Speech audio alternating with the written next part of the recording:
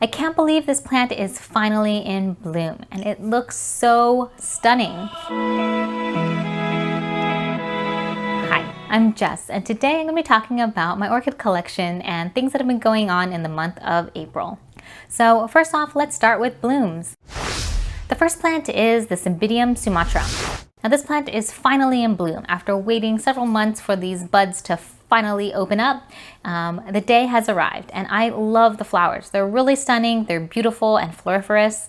They're definitely everything you want in a Cymbidium. The only thing is I wish it would be a little bit more compact, but I'm not complaining. After the flowers are done, I am going to be repotting this plant because it's kind of warping the pot and I'm pretty sure the next growth is going to be out of the pot or it's going to be stuck. So I'm going to be potting it up into a larger pot and then seeing how it goes from there. Growing this kind of Cymbidium in Southern California has actually been pretty low maintenance. A lot of people tend to have these as garden plants and no IDs, so they're fairly easy to take care of.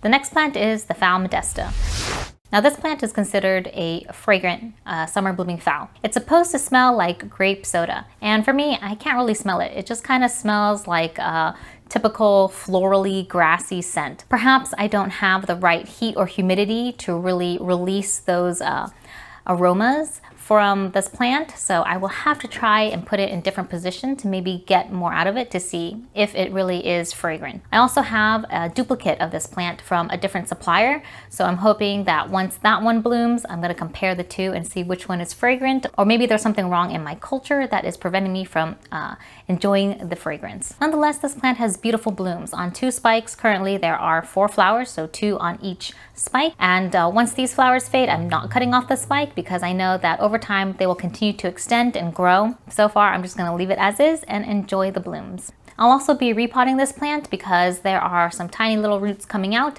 and the moss looks slightly degraded. So I'm going to be repotting it probably in the same size pot, but I just want to refresh the moss so that it can grow and have a better media to grow in. Now the last plant in bloom is the EPICATTLEYA SIAM JADE.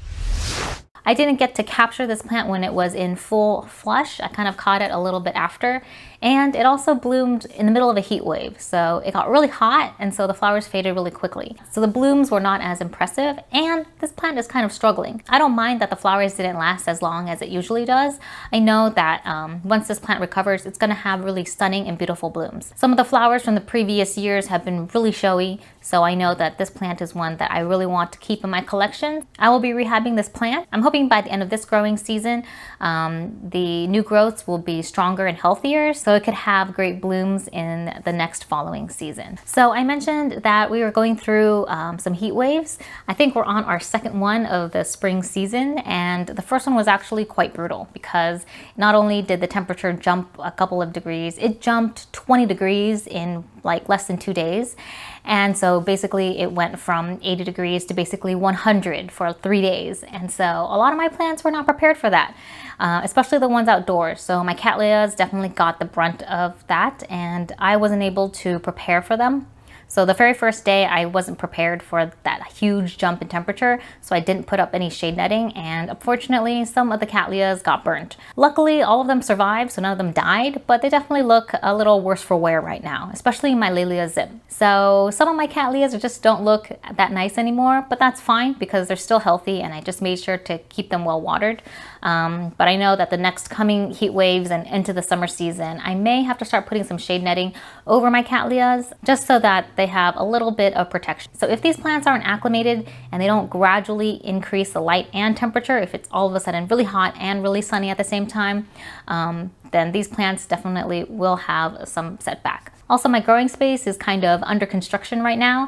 Not that we're doing any renovations or anything, but just kind of rearranging and putting things in different places. And one of the major things that I've been doing is setting up my kind of grow shelf. So I've been flasking a couple of orchid seeds and they're running out of space on the area that I had them before. I decided to move a bookcase that we weren't using and use that as my dedicated kind of orchid seed growing shelf. So far, I've added 3 shelves with lights, and only 1 shelf has flasks, and the rest are kind of seedlings, rehab plants, and just plants that didn't seem to do well in my current space. So I think having additional light or more consistent light is better for them. half of the shelf would be for flasking, and then the other half of this bookshelf is going to be for smaller plants. It's been at least a week or two, and I've already noticed some increased growth on some of the seedlings. So I know that they're definitely benefiting from the more controlled light setup.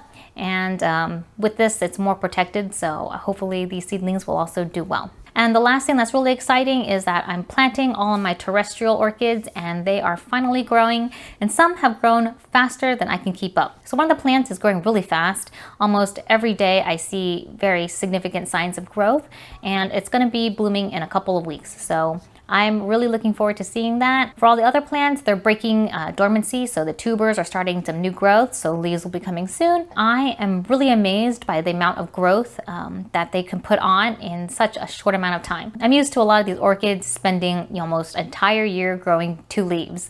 But in this case, they're growing and flowering within less than 3 months. So that's just really exciting to see, and I'm going to try to document the process more so that I can share with you more of what's going on. So far, I'm growing Amanarias, Poneorchis, I think one's called like a plover orchid, and Sporanthes. So I'm really enjoying these kind of very seasonal, short-lived orchids, and it makes orchid growing kind of fun because you're learning something new, and these plants grow fast. So while all the other plants that I have may not be in bloom, or they may be in recovery, or some other thing that's going on, these ones have been really exciting for me because they grow fast. I haven't had any problems with them, and compared to last year, I'm doing a lot better. I'm growing them indoors under LED lights because last year I grew them outside, but then I wasn't able to keep up with the watering and be consistent about it.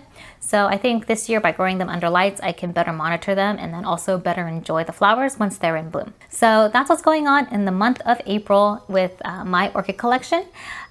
Please let me know what you're up to.